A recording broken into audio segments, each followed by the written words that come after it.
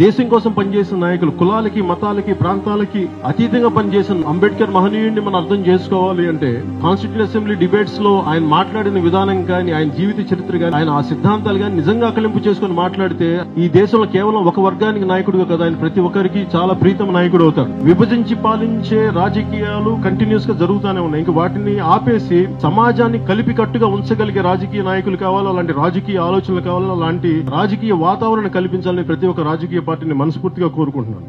జై హింద్.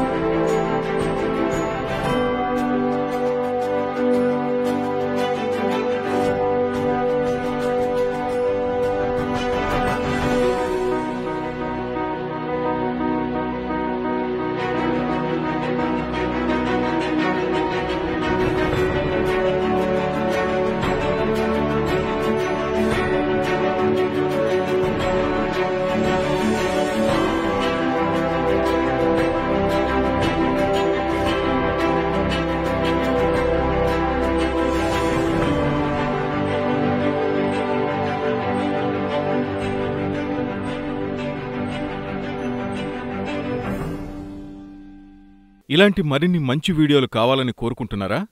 అయితే పక్కనే ఉన్న గంట సింబల్ను క్లిక్ చేయండి. అలాగే సబ్స్క్రైబ్ చేయండి.